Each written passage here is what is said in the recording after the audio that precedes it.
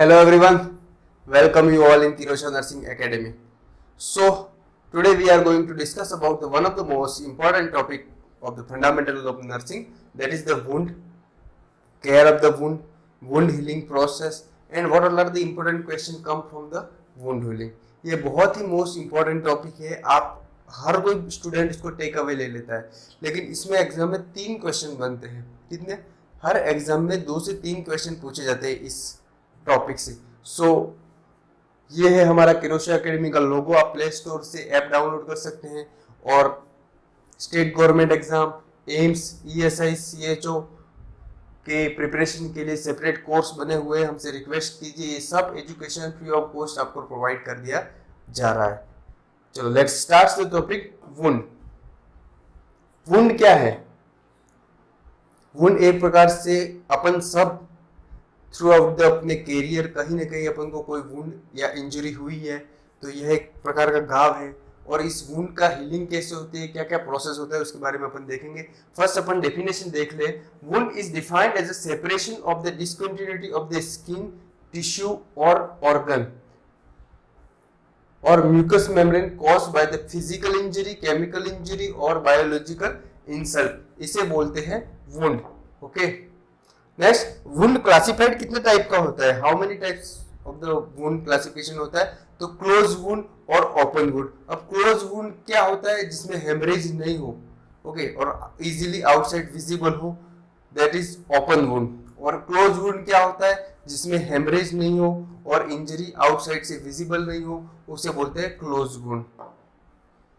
Next classification आप देख रहे हैं, ओपन वुंड और क्लोज वुंड क्लासिफाई किया गया है. ओपन वुंड कितने? Incisional, laceration, abrasion, puncture, penetration, gun shot जो आते हैं वो ओपन वुंड में आते हैं. क्लोज वुंड कौन से? कंट्यूजन है, हेमेटोमा और क्रश इंजरी किस में आते हैं? क्लोज वुंड में आते हैं. तो ईच के साथ वन ऑफ द इमेज के साथ देखेंगे. आप देख रहे हैं इंसिजन, सर्जिकल ब्लेड से जो इंसिजन लिया जाता है उसे बोलते हैं इंसिजन. नेक्स्ट अपन देखें लेसिरेशन. इस टाइप का घाव लेसिरेटेड हो जाता है और ब्लीडिंग होती है, उसे बोलते हैं लेसिरेशन. थर्ड देखेंगे एब्रेशन. जब अपन घिस जाते हैं और घिसाव होता है, एब्रेशन होता है. इस टाइप की इंजरी एब्रेशन में आता है. पंक्चर इंजरी, कोई कील घुस जाना, पंक्चर इंजरी में आता है. आप देख सकते हैं इमेज में. पेनिट्रेशन मतलब आर पार हो जाना, कील का ऑर्गन के आर से पार हो जाना, उसे बोलते हैं penetration injury. Gun shot injury, जब गन के द्वारा शूट किया जाता है और बुलेट आर पार हो जाती है, उसे बोलते हैं gun shot injury.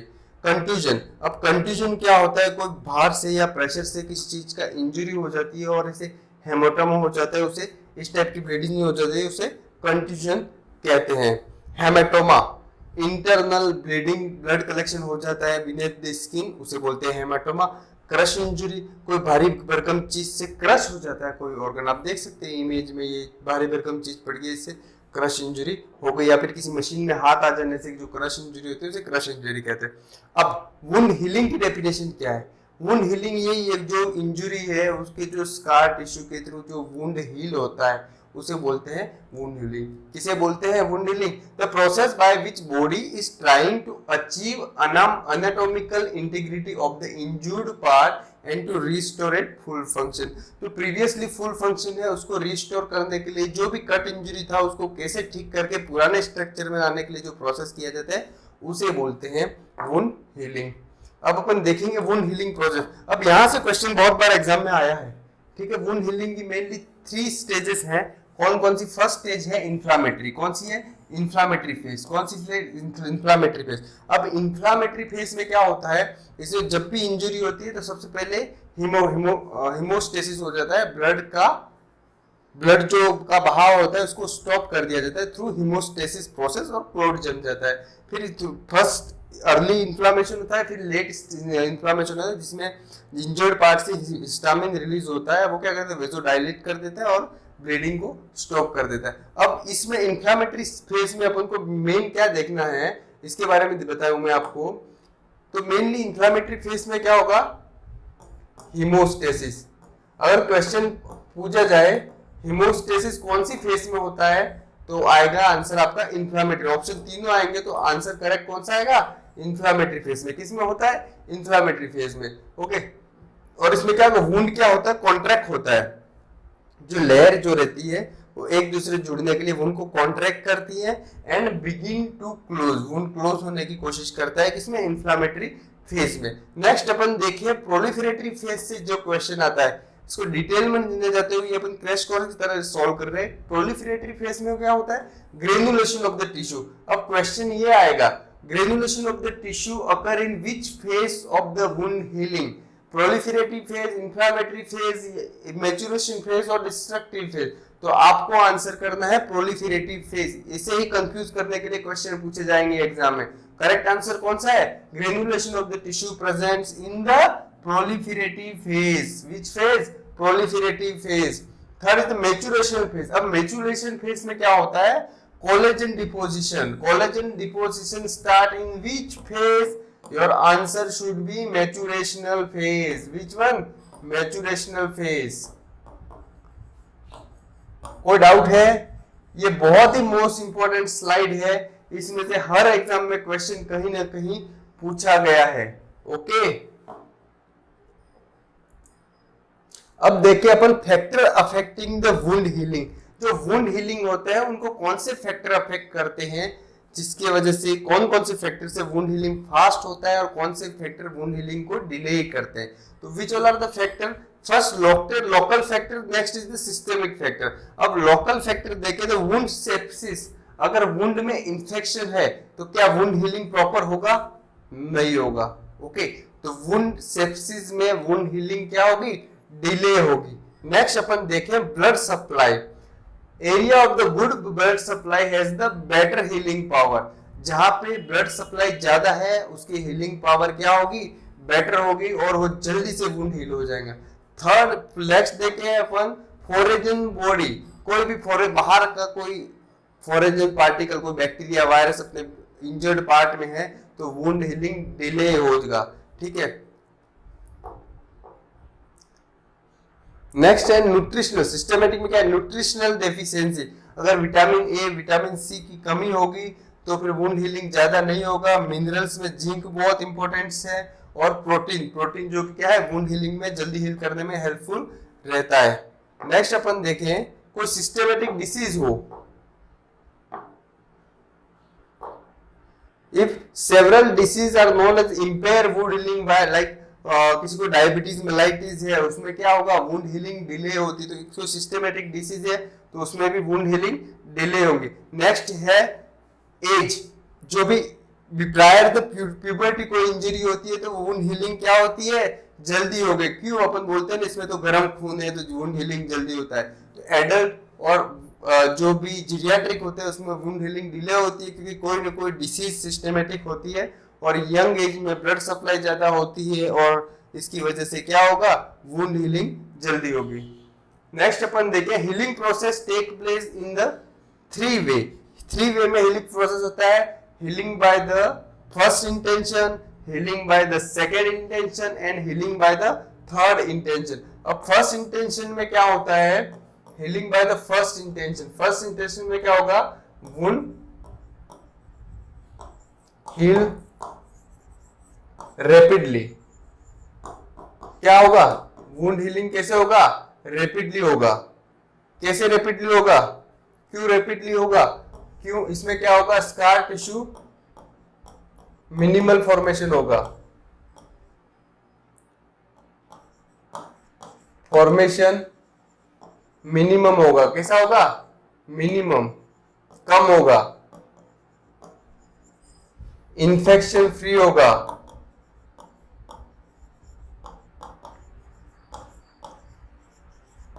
Primary intention में। अब सेकेंडरी इंटेंशन में देखिए, सेकेंडरी इंटेंशन में क्या होता है, सेकेंडरी इंटेंशन में जो वुंड के बीच में गैप होता है, gap take longer time, gap take longer time to heal, presence of the infection, presence of the infection, larger scar tissue, कौन से स्कार टिश्यू क्या होते हैं, लार्जर होते हैं। थर्ड हीलिंग इंटेंशन में क्या होगा, प्राइमरी प्लस सेकेंडरी दोनों इन्वॉल्व होते हैं उसमें। ओके ओके, तो ये हीलिंग प्रोसेस में मैंने आपको बता दिया, फर्स्ट इंटेंशन से हीलिंग, सेकंड इंटेंशन से हीलिंग और थर्ड इंटेंशन से जो हीलिंग होती है वो प्रोसेस है। ओके, नेक्स्ट, कौन कौन से ऐसे न्यूट्रिशनल पावर है that will help in the wound healing? Wound healing में कौन कौन से न्यूट्रिशनल पावर वुंड हीलिंग में हेल्प आउट करते हैं? उसमें first vitamin A. Vitamin A कैसे काम करता है? It reduce the negative effect of the steroid. Steroid wound healing में क्या करता है? It produce the negative effect. कैसे? स्टेरॉइड में क्या होगा, जब कोई स्टेरॉइड लेगा तो वुंड हीलिंग क्या होगा, डिले हो जाता है। क्या होता है बच्चों, वुंड हीलिंग क्या होता है, डिले। कभी भी कोई वुंड हीलिंग से रिलेटेड क्वेश्चन आए और अगर ऑप्शन स्टेरॉइड में है तो उसको तुरंत काट दीजिए, वो गलत है।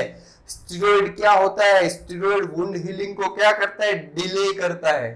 Okay, it reduce the negative. Vitamin A जब देंगे तो जो स्टेरॉइड देते हैं उसके नेगेटिव इफेक्ट को विटामिन ए कम करता है on wound healing. In it act as a anti infective. Vitamin A का फंक्शन क्या है, it act as a anti infective. Next अपन देखें तो विटामिन सी आ गया। विटामिन सी आपने पढ़ा होगा, it help in the synthesis of the collagen. Collagen formation कौन सी फेज में होता है, मैच्योरेशनल फेज में। कोलेजन डिपोजिशन किस में होता है, मैच्योरेशनल फेज में होता है। तो विटामिन सी क्या करता है, it help in the synthesis of the collagen. Next, zinc. Zinc भी बहुत इंपॉर्टेंट है फॉर द वुंड हीलिंग। ये क्या करता है, it help in the epithelialisation, development of the epithelium collagen synthesis. इसमें जिंक एपिथेलियलाइजेशन करता है, तो जब भी वुंड हीलिंग होती है तो जिंक भी आपको प्रोवाइड करना है। Copper, it help in the collagen fibre linking. जो कोलेजन डिपोजिशन होता है उनके फाइबर को लिंक आउट करता है। कौन करता है, कॉपर। तो वुंड हीलिंग के लिए कोई भी इंजरी है, विटामिन सी लेना चाहिए, विटामिन ए लेना चाहिए, जिंक लेना चाहिए और कॉपर अपनी डाइट में इंक्लूड करना चाहिए। नेक्स्ट, हेमरेज क्या है? What do you mean by haemorrhage? Haemorrhage मतलब blood loss. What it is, blood loss. अब जो हेमरेज है, हेमरेज दो टाइप का होता है, primary haemorrhage and secondary haemorrhage. Primary haemorrhage क्या रहता है, प्राइमरी हेमरेज मतलब जब भी इंजरी होता है तुरंत ब्लड लॉस को बोलते हैं प्राइमरी हेमरेज। क्या बोलते हैं, प्राइमरी हेमरेज। सेकेंडरी हेमरेज क्या होता है, it takes 7 to 10 days after the injury. It take place 7 to 10 days after the injury. क्यों होती है ये blood loss? Due to the infection. Why? Due to the infection. Note down करिए, कभी भी क्वेश्चन आ सकता है हेमरेज से related, primary and secondary haemorrhage. Primary haemorrhage at the time of the injury होता है, secondary haemorrhage it takes 7 to 10 days। क्यों होता है secondary haemorrhage? Due to the presence of any infections. बहुत ही मोस्ट इंपॉर्टेंट है, note down कीजिएगा। Okay, next अपन देखें complication of the wound healing process. कौन कौन से कॉम्प्लिकेशन होते हैं, ये क्वेश्चन बहुत बार एग्जाम में पूछा गया है। फर्स्ट देखिए आपको वुंड डेहिजन, इसे बोलते हैं वुंड डेहिजन। डेहिजन में क्या होगा, जब ये सूचर लिए गए हैं, ओके, तो इस सूचर एब्डोमिनल सूचर में क्या होगा, ये जो लेयर देखे आप, ये जो लेयर देख रहे हैं, ये जो लेयर देख रहे हैं वो सेपरेट हो गई है, ये वुंड नहीं हिल पाया है। तो उसका क्या है, when wound fail to heal properly the layer of the skin में सेपरेट। जब वुंड हीलिंग क्या हुआ है, not properly, layer of the skin क्या है, सेपरेटेड है।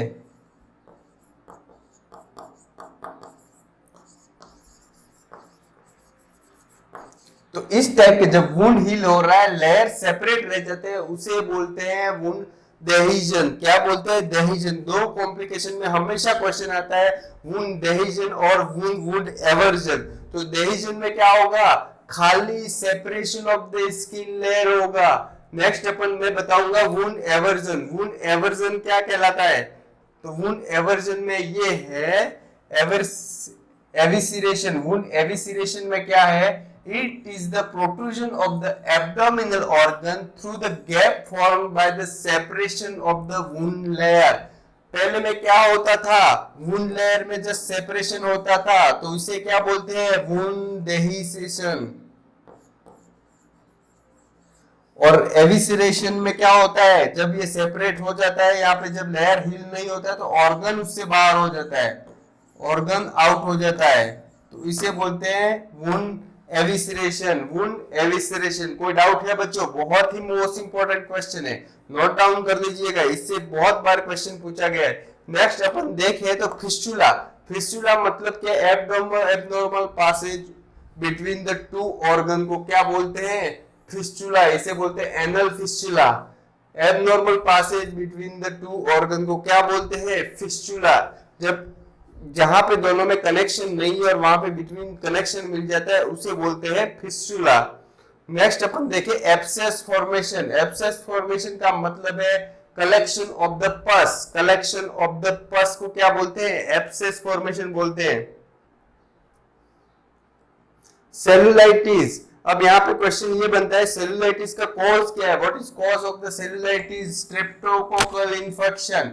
नोट डाउन कर लीजिएगा, सेलुलाइटिस का कॉज क्या है, स्ट्रेप्टोकोकल इन्फेक्शन। अब सेलुलाइटिस क्या कहलाता है, inflammation of the localised tissue and it extended surrounding cell with the oedematous appearance of the part mainly caused by the streptococcal infection. इसमें क्या होगा, लोकलाइज्ड टिश्यू में इन्फ्लामेशन होगा, स्वेलिंग होगी, और साथ में सराउंडिंग टिश्यूज में भी इडिमेटस अपीयरेंस आ जाएगा। Streptococcus is the main cause है, तो ये चीज ध्यान दीजिएगा बच्चों। नेक्स्ट नेक्रोसिस में क्या होता है, what happen in the necrosis. Necrosis में ये होता है जब प्रॉपर ब्लड सप्लाई नहीं होती है तो टिश्यू डैमेज हो जाते हैं, टिश्यू डेथ हो जाती है। नेक्स्ट अपन देखेंगे कीलोइड्स। ये सही में पूछा गया है question, keloid. Keloid scar is benign and not contagious but sometimes accompanied by severe itching, pain and change in the texture। अगर ये वर्ड आता है severe itching, pain, change in the texture, कौन से टाइप का वुंड कॉम्प्लिकेशन है, तो आपको याद रखना है के से कीलोइड। नेक्स्ट देखते हैं कॉन्ट्रैक्चर। जब कोई वुंड इंजरी होती है, आप उस पार्ट को हिलाते नहीं हो, तो क्या होता है, वुंड हीलिंग के साथ सराउंडिंग एरियाज भी पे कॉन्ट्रैक्चर डेवलप हो जाते हैं। ओके, मेनली कहाँ होता है, जॉइंट में। एंड ये क्या करता है, सेकेंडरी इम्यून के द्वारा हील हो जाते हैं, तो वो जो क्या होता है, कॉन्ट्रैक्चर डेवलप हो जाते हैं और आप उस वुंड को हिला नहीं पाते, उस एरिया पार्ट को, जॉइंट को इमोबाइल हो जाता है। आप ये इमेज देख रहे हैं बच्चों, बहुत ही इंपॉर्टेंट। अब देखेंगे वुंड में कौन कौन से ड्रेन पाए जाते हैं, कौन से ड्रेन से रिलेटेड क्वेश्चन पूछा गया है। फर्स्ट है कोरुगेटेड ड्रेन। क्या है, कोरुगेटेड ड्रेन। आप देख रहे हो एक प्लास्टिक रबर की शीट है जिसमें एक ग्रीन लाइन दिख रही है, ये इसे बोलते हैं कोरुगेटेड ड्रेन। ये ड्रेन किसमें, पस, जब पस हो जाता है किसी वुंड में, drainage. Drain of an abscess में ये कोरुगेटेड, इमेज में देख लीजिए, ये इमेज पूछा जाता है एग्जाम में, बहुत बार पूछा गया है और इस बार भी एग्जाम में बहुत इंपॉर्टेंट है। नेक्स्ट अपन देखें रबर ट्यूब। रबर ट्यूब कहाँ, यहाँ पे देख रहे हो, यहाँ पे चेस्ट इंजरी, चेस्ट सर्जरी हुई है। क्वेश्चन ये आएगा, corrugated drain used in which type of the surgery. Corrugated drain used in which type of surgery, तो drainage of the abscess write करना है, drainage of the abscess write करना है। Next rubber tube से related है तो it's used after the chest surgery, it used after the chest surgery, कोई भी ड्रेन रिमूव करने के लिए होता है। नेक्स्ट अपन देखें टी ट्यूब, ये बहुत इंपॉर्टेंट है। टी ट्यूब ड्रेनेज, कौन सा, T tube drainage. T tube drainage किसमें यूज होता है, it used in case of the cholecystectomy. आप देख रहे हैं कॉमन बाइल डक्ट, ये क्या है, कॉमन बाइल डक्ट, या फिर गॉल ब्लैडर से रिलेटेड कोई भी सर्जरी हो उसमें टी ट्यूब ड्रेनेज यूज करते हैं। कौन सा, T tube drainage. Most important question for the exam purpose, T tube drainage use करते हैं इसमें, किसमें, common bile duct surgery, gall bladder surgery में टी ट्यूब ड्रेनेज यूज करते हैं। नेक्स्ट अपन देखें इंट्राकेथ और paediatric feeding, it is used after the thyroidectomy, mastectomy, इसमें इन सब चीजों में यूज होता है। किसमें? After the thyroidectomy and mastectomy. कौन सी ट्यूब होती है यूज? इंट्राकेथ और पीडियाट्रिक फीडिंग ट्यूब। इंट्राकेथ और पीडियाट्रिक फीडिंग ट्यूब किसमें होती है? Used after the mastectomy, removal of the breast, or the thyroidectomy, removal of the thyroid gland. For what? For the continuous suction, for the provide continuous suction, continuous suction. कौन सी use करते हैं? Intracath and paediatric feeding tube. Next अपन देखें तो gauze wick drain किसमें use होता है? It use to keep the sinus open. आपने जब ड्रेसिंग कराई होगी आपने देखा होगा कोई भी वुंड है उसके अंदर गॉज डाला गया है। क्यों? ये क्या करता है? साइनस को ओपन करता है और रिमूव, जो भी सीरियस ड्रेनेज है उसको रिमूव में हेल्प करता है। ये गॉज है। ओके, बहुत ही मोस्ट इंपॉर्टेंट। अब लास्ट क्वेश्चन आने वाला है, तीसरा क्वेश्चन। यहाँ से हर हमेशा बनता है। कहाँ से बनता है बच्चों? यहाँ से हर एग्जाम में पूछा गया है। Third question most important question है। तीसरा क्वेश्चन में क्या है? जो ड्रेनेज होता है, जो किस टाइप का ड्रेनेज है उससे रिलेटेड क्वेश्चन। अब 4 टाइप की ड्रेनेज से रिलेटेड क्वेश्चन आता है। फर्स्ट आता है सीरस। कौन सा आता है? सीरस। फर्स्ट टाइप का जो ड्रेनेज आता है वो आता है सीरस। सीरस टाइप का जो ड्रेनेज आता है वो किस टाइप का होता है? ये क्या करता है? क्लियर रहता है, क्लियर वाटरी प्लाज्मा की तरह। क्वेश्चन ऐसे पूछा जाता है, बहुत एग्जाम में पूछा गया है। जो सीरस ड्रेनेज होता है उसकी कैरेक्टरिस्टिक ऐसी होती है, clear watery plasma, thick yellow green, pale red and bright red. इसमें से कौन सा है? ऑप्शन में 4 हो रहेंगे, आपको सिलेक्ट करना है सीरस, आपको सिलेक्ट करना है सीरस। नेक्स्ट अपन सेकंड देखें पुरलेंट। जो भी पुरलेंट रहता है, जो क्या होता है? कोई एब्सेस होता है उसके बाद जो ड्रेनेज होता है उसे बोलते हैं पुरलेंट। ये पुरलेंट किस टाइप का होता है? थिक होता है, येलो ग्रीन कलर का होता है। कैसे होता है? येलो ग्रीन और ब्राउन कलर का। ओके, पुरलेंट की कैरेक्टरिस्टिक इस टाइप की होती है।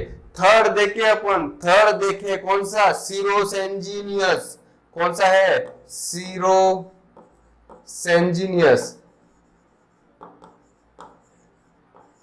सीरोसेंजीनियस किस कलर का होता है? सीरोसेंजीनियस कौन से कलर का होता है? तो आपका answer should be pale red watery. Mixture of the serous और सेंजीनियस होता है। मिक्सचर ऑफ द सीरस और सेंजीनियस होता है किसमें? सीरोसेंजीनियस। पेल रेड और वाटरी कलर का होता है। Last fourth one is the sanguineous. Only sanguineous किसमें होता है? जब ब्राइट रेड ब्लीडिंग होती है। Bright red bleeding indicate the bright red bleeding. तो कौन से टाइप का ड्रेन होगा? तो आपको लिखना है सेंजीनियस। ब्राइट रेड ब्लीडिंग में सेंजीनियस। पेल रेड होगा, आपको लिखना है serosanguineous. Purulent yellow green plus first type brown colour का होगा तो पुरलेंट। सीरस में क्लियरली वाटरी ड्रेनेज होगा, clearly watery plasma type drainage होगा।